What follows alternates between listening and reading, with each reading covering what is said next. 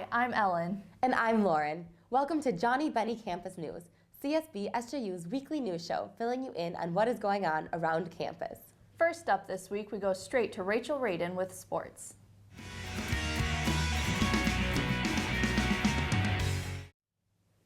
Thanks, Lauren and Ellen. I'm Rachel Radin with your sports roundup on Johnny Benny Campus News. Johnny football ended its regular season on Saturday when they took on the St. Olaf Olies here in Collegeville. Recently, I caught up with senior linebacker Drake Matuska to talk about this season's success and what we can expect to see in the postseason. Here's a look at what Drake had to say.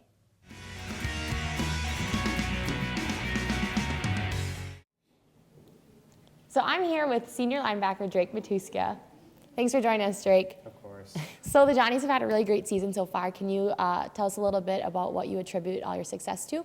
I think it's really all the work that we put in our off season with Justin and all of our coaches. You know, they're always 100% supportive of like what we want to do as a team and you know what we want to accomplish as a team, which is to get as far in the national playoffs as we can. And then just so far this season, it's been a team effort because of all of our hard work. I mean, we've trusted each other. We really know what we're going to do with each other out in the field. So that contributes to our success.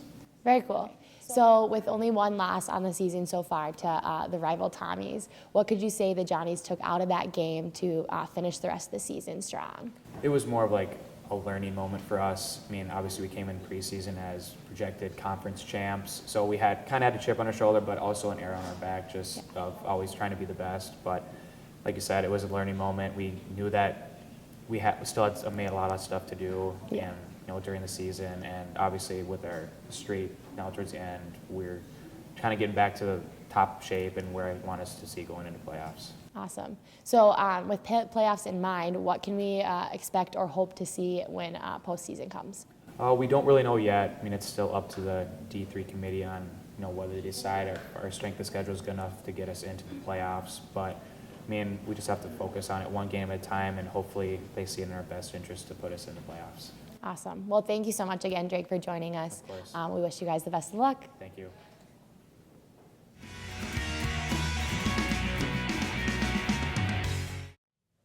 Congratulations to the Johnnies on a great regular season, and we wish you the best of luck in playoffs.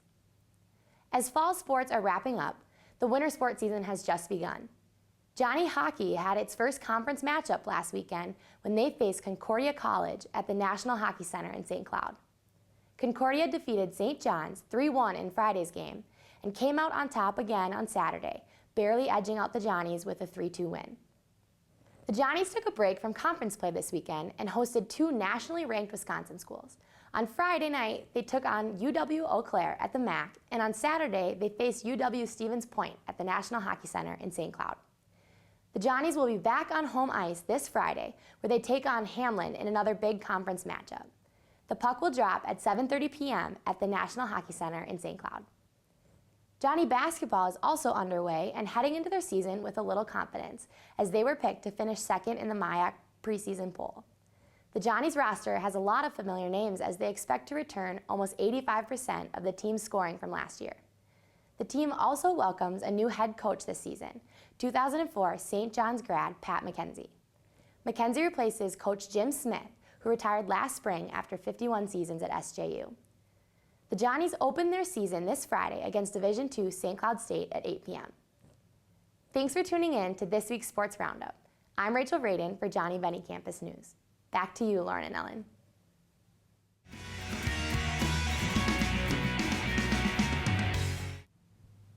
Thanks, Rachel. If sports aren't your thing, then stop by SJU Art Gallery before December 4th and see Nate Burbeck, Altered States. His paintings consist of large panoramic landscapes depicting surreal moments in a modern-day setting. Thanksgiving is just around the corner. Before you head home to feast with family, feast with friends. St. John's will be holding its annual Thanksgiving dinner Wednesday, November 18th. Please watch your email for details. Once Thanksgiving is over, it'll be time to get into the Christmas spirit. On December 1st, be sure to attend the tree lighting ceremony beginning at 5:30 with the procession of the tree, accompanied by the ringing of the bells. And then at 5:45, the lighting ceremony begins along with Christmas caroling.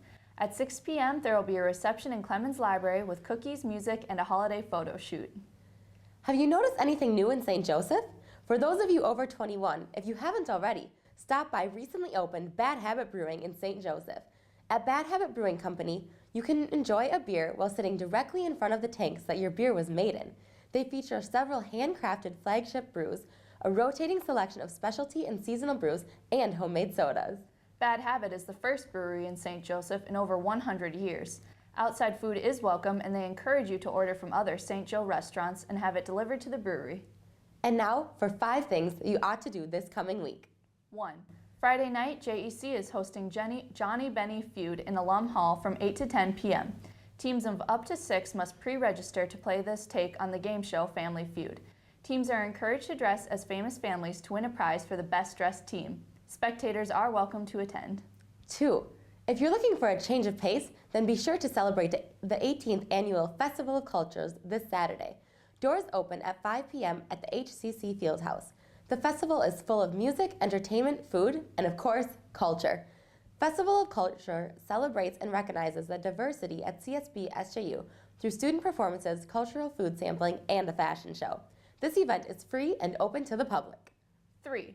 Tuesday, November 17th, Julia Dissenmore will be speaking in Upper Gretzky from 7 to 9 p.m. as part of the Hunger and Homelessness Awareness Week. Julia will share her personal experience of being a survivor of poverty and homelessness through stories, poems, songs, and humor. 4.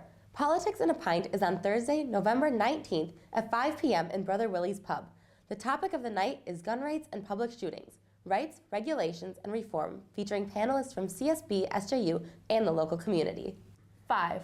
For those of you who are participating in Up Till Dawn, make sure you continue to raise money and meet the $600 mark. The Up Till Dawn event will take place December 4th. Let's show those St. Jude kids that we at St. Ben's and St. John's support them. That's all for tonight. I'm Lauren. And I'm Ellen. See you next week, Bennies and Johnnies.